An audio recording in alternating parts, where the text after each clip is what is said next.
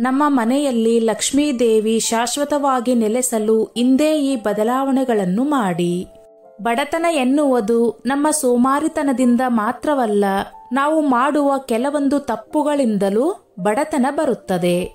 ಬಡತನವನ್ನು ಯಾರೂ ಇಷ್ಟಪಡುವುದಿಲ್ಲವಾದರೂ ನಾವು ಮಾಡುವ ಈ ಎಲ್ಲ ತಪ್ಪುಗಳು ನಮ್ಮನ್ನು ಬಡವರನಾಗಿ ಮಾಡುತ್ತದೆ.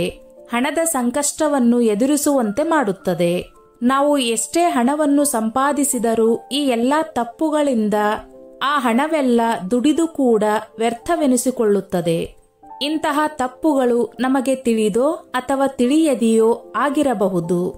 ನಾವು ಮಾಡುವ ಯಾವೆಲ್ಲ ತಪ್ಪುಗಳಿಂದ ಬಡತನ ಬರುತ್ತದೆ ಎಂಬುದನ್ನು ನಾವು ಇಂದು ತಿಳಿಯೋಣ.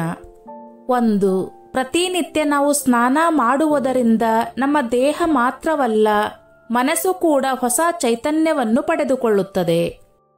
ಲಕ್ಷ್ಮೀ ದೇವಿಯು ಯಾವ ವ್ಯಕ್ತಿ ಶುದ್ಧನಾಗಿರುತ್ತಾನೋ, ಸ್ವಚ್ಛವಾಗಿರುತ್ತಾನೋ ಅವನಿಗೆ ಧನ ಸಂಪತ್ತನ್ನು ಕರುಣಿಸಲು ಬಯಸುತ್ತಾಳೆ. 2. ಮನೆಯಲ್ಲಿ ಪದೇ ಪದೇ ಕಲಹಗಳು, ಕುಟುಂಬ ಸದಸ್ಯರ ನಡುವೆ ಭಿನ್ನಾಭಿಪ್ರಾಯಗಳು ಇರುವುದು. ಲಕ್ಷ್ಮೀದೇವಿ ಶಾಂತವಾದ ಮನೆಯಲ್ಲಿ, ಸಾಮರಸ್ಯ ಇರುವ ಮನೆಯಲ್ಲಿ ನೆಲೆಸಲು ಬಯಸುತ್ತಾಳೆ. 3. ಪದೇ ಪದೇ ನಿಮ್ಮ ಹಲ್ಲುಗಳನ್ನು ನೀವೇ ಕಚ್ಚಿಕೊಳ್ಳುವುದು. ತುಟಿಗಳನ್ನು ಕಚ್ಚಿಕೊಳ್ಳುವುದರಿಂದ ದಾರಿದ್ರ್ಯ ಬರುತ್ತದೆ. ಅಂತಹ ಮನೆಯಲ್ಲಿ ಲಕ್ಷ್ಮೀದೇವಿ ಇರಲು ಇಷ್ಟಪಡುವುದಿಲ್ಲ. 4. ಮುಸ್ಸಂಜೆ ಸಮಯದಲ್ಲಿ ಮನೆಯನ್ನು ಕತ್ತಲೆಯಾಗಿ ಇಟ್ಟುಕೊಳ್ಳುವುದು. ಇದರಿಂದ ಮನೆಯಲ್ಲಿ ನಕಾರಾತ್ಮಕತೆ, ಬಡತನ ನೆಲೆಯಾಗುತ್ತದೆ. ಮುಸ್ಸಂಜೆ ಆಗುತ್ತಿದ್ದಂತೆ ಮನೆಯಲ್ಲಿ ದೀಪವನ್ನು ಬೆಳಗಿಸಬೇಕು. ಮನೆಯ ಹೊರಗೆ ತುಳಸಿಯ ಬಳಿ ದೀಪವನ್ನು ಹಚ್ಚಿಡಬೇಕು. 5.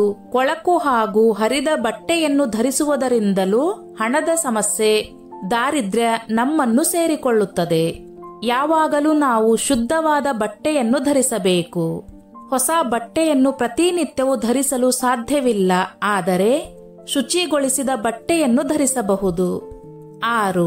ನಮ್ಮ ಹಿರಿಯರು ಮುರಿದ ಅಥವಾ ತುಂಡಾದ ಬಾಚಣಿಕೆಯಿಂದ ತಲೆಯನ್ನು ಬಾಚಿಕೊಳ್ಳಬಾರದು ಎಂದು ಹೇಳುತ್ತಾರೆ. ಅದರಲ್ಲೂ ಸುಮಂಗಲಿಯರಂತೂ ಇಂತಹ ತಪ್ಪುಗಳನ್ನು ಮಾಡಲೇಬಾರದು. 7. ಪ್ರತಿನಿತ್ಯವೂ ನಾವು ದೇವರ ಪೂಜೆಯನ್ನು ಮಾಡುವ ರೂಢಿಯನ್ನು ಬೆಳೆಸಿಕೊಂಡಿರುತ್ತೇವೆ. ದೇವರ ಪೂಜೆಯನ್ನು ಮಾಡಿದರೆ ಸಾಲದು.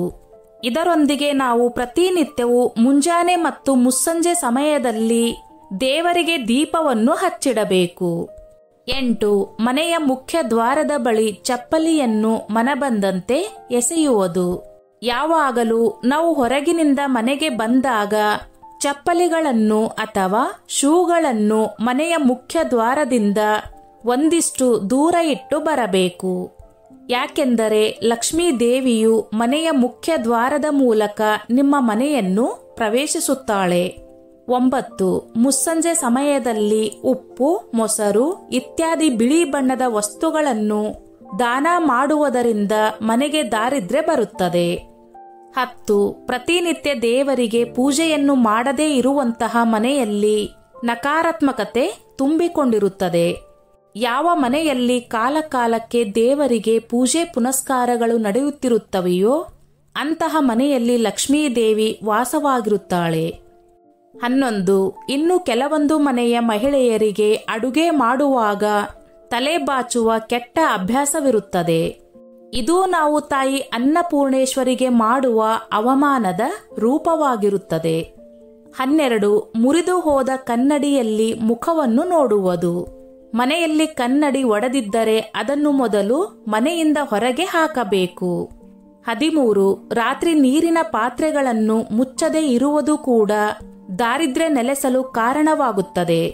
ರಾತ್ರಿ ಮಲಗುವ ಮುನ್ನ ನೀರಿನ ಪಾತ್ರೆಗಳನ್ನು ಮುಚ್ಚಿಡಬೇಕು. ನೀರಿನ ಪಾತ್ರೆಗಳನ್ನು ತೆರೆದಿಡುವುದರಿಂದ ಆ ನೀರಿನಲ್ಲಿ ನಕಾರಾತ್ಮಕ ಶಕ್ತಿಗಳು ಬಂದು ಸೇರಿಕೊಳ್ಳಬಹುದು.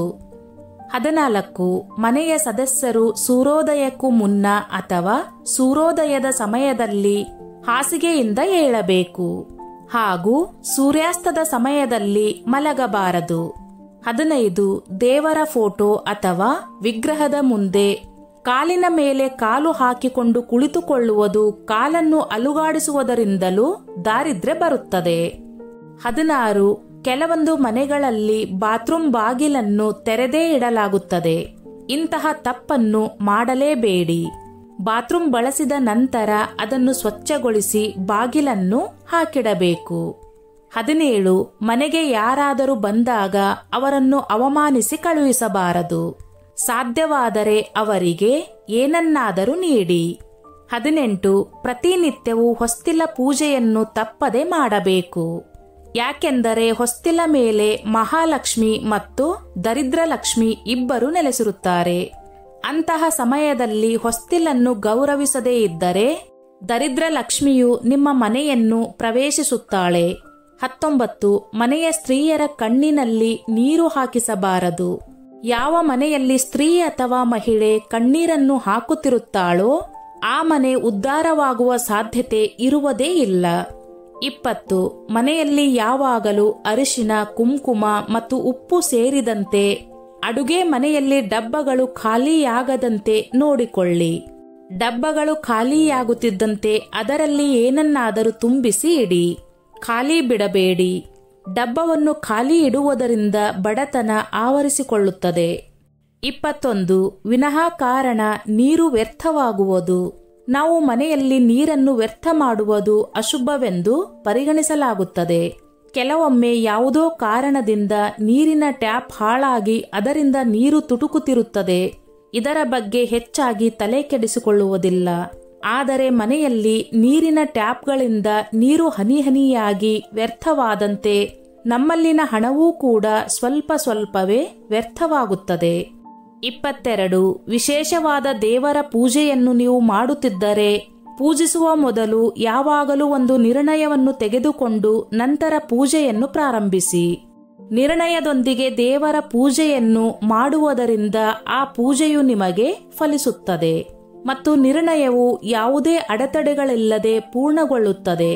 23. ನಾವು ದೇವರ ಪೂಜೆಯನ್ನು ಮಾಡುವಾಗ ಗಂಟೆ, ಆರತಿಯನ್ನು ತಪ್ಪಾದ ಕೈಗಳಲ್ಲಿ ಹಿಡಿದು ದೇವರ ಪೂಜೆಯನ್ನು ಮಾಡುತ್ತೇವೆ. ದೇವರ ಪೂಜೆಯನ್ನು ಮಾಡುವ ಸಮಯದಲ್ಲಿ ಬಲಗೈಯಲ್ಲಿ ಗಂಟೆ, ಧೂಪ ಮತ್ತು ದೀಪವನ್ನು ಹಿಡಿದುಕೊಂಡು ಪೂಜೆಯನ್ನು ಮಾಡಬೇಕು. ಎಡಗೈಯಲ್ಲಿ ಗಂಟೆ, ಧೂಪ, ದೀಪವನ್ನು ಹಿಡಿದುಕೊಂಡು ಪೂಜೆಯನ್ನು ಮಾಡಬಾರದು. ಮನೆಯಲ್ಲಿ ನೀವು ಈ ತಪ್ಪುಗಳನ್ನು ಮಾಡುವುದರಿಂದ ಮನೆಗೆ ದಾರಿದ್ರ್ಯ ಬರುತ್ತದೆ.